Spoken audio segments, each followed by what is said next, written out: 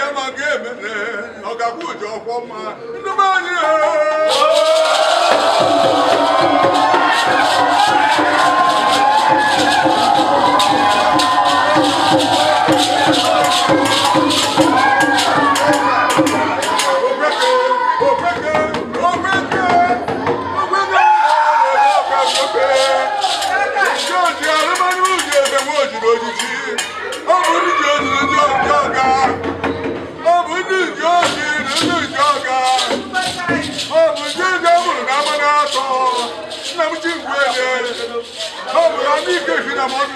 adike mba lugwamba ndị be anyị na-ote yaba nwoke ịmanụ njiogoriene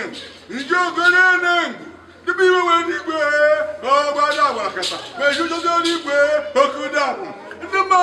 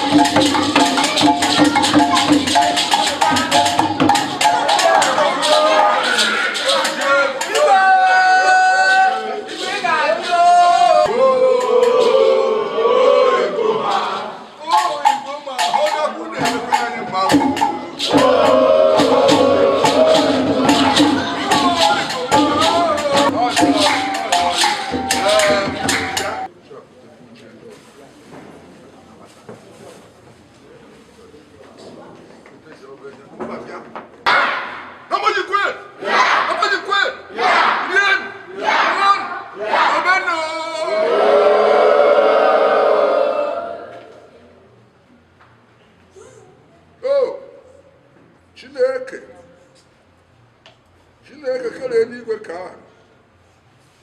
ọkụ ụmụ AMORJI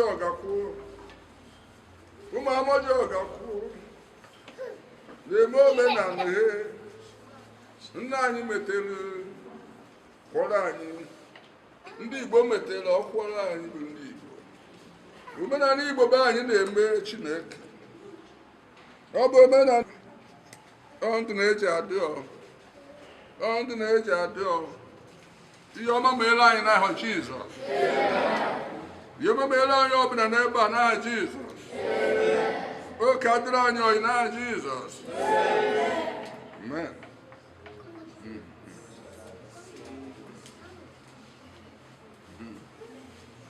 Yeah. Yeah. Chineke biko eze rukwere ọgwụ ji nke ahụ ọbụla nwa anyị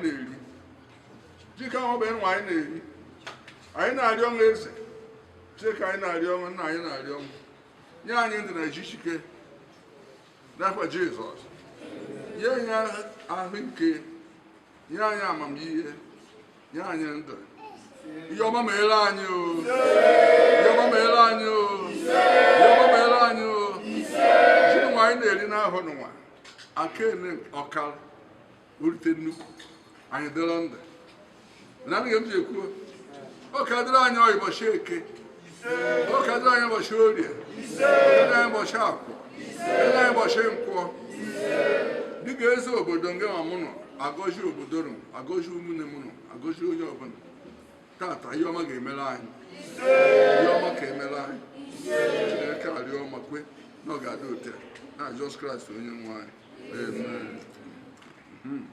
amen. Ma bịa oge erugbo onye ọrụ nna biko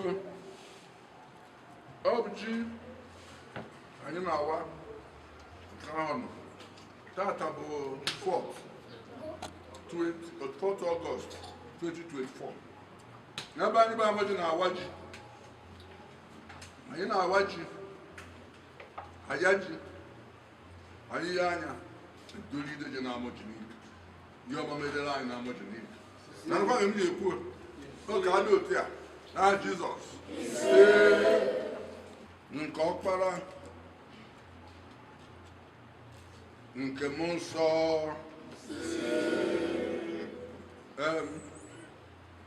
nke anyị ji eme kịta ji nke ahụ ọba anyị na-awa anyị na-ekene andụba AMORJI anyị na-ekene ugwuduba AMORJI Chineke bụ ekele andụba AMORJI ka ugwuduba AMORJI ka ihe ọma niile na-eme n'obodo a anyị na-enye ekene maka ndụ na echichi nke imere anyị ọka eke ma rịọ mekwa elu m Chineke ma elu m eze nna biko ma elu na ndụba AMORJI mekwe ugwuduba AMORJI mekwe n'aha Jizọs Kraịst onye nwe anyị.